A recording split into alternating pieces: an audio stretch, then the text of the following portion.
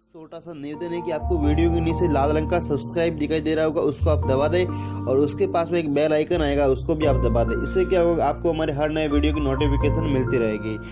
जय श्री खेतेश्वर दातारी, जय श्री राम। मैं खुशबू उमेद सिंह राजपुरोहित पुनाड़े पुरोहितान से सर्वप्रथम महाराज श्री बाबा राम सापी कमल चरणों में दंडवत प्रणाम कर ज्ञान की गंगा का 7वां भाग आरंभ करती हूँ। श्री कृष्ण भगवान कहते हैं कि स्थित प्रज्ञ मनुष्य के बारे में किस प्रकार समझाते हैं, वह ध्यानपूर्वक सुनो।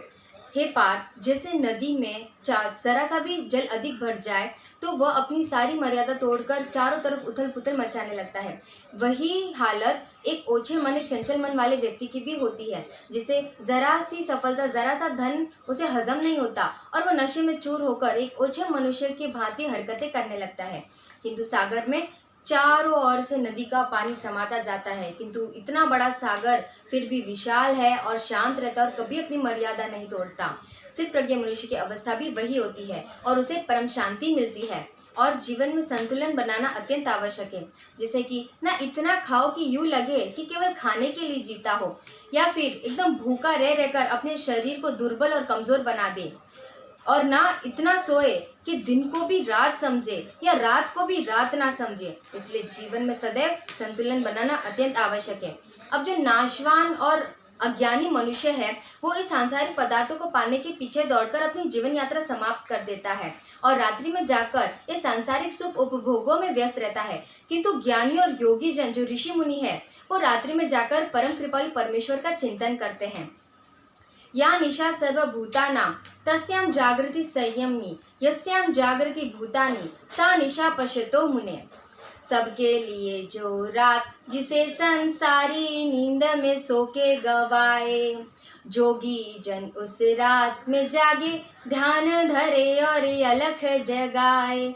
एक ही रात को भोगी जोगी, एक ही रात को भोगी जोगी, अपने अपने धन से बिताए। भोगी सोए जोगी जागे, भोगी खोए जोगी पाए।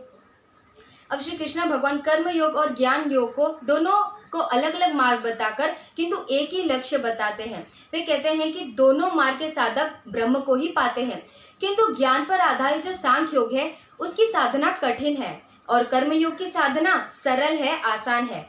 श्री कृष्ण भगवान कहते हैं, हे निष्पाप अर्जुन, क्षण भर के लिए भी कोई अकर्मण्य नहीं रह सकता, इसलिए तू कर्म यज्ञ की भांति कर, जिससे कि या तो वो समाज के कल्याण के लिए होना चाहिए या तो वो सारे मेरे निमित्त कर दे।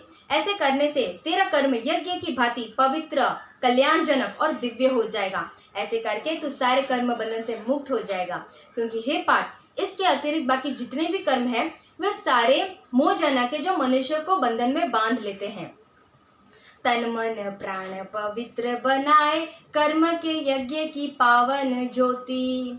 यज्ञ के मूल में हो बलिदान, तो सोई आत्मा जागृत होती। यज्ञ व्रति को त्यागने पड़ते, यज्ञ व्रति को त्यागने पड़ते, अभिलाषाओं के झूठे मोती। ममता मोह की आहुतियों से पूर्णा होती इस यज्ञ की होती। कर्म का यज्ञ करो निष्काम, तो पूर्णा होती इस यज्ञ की होती।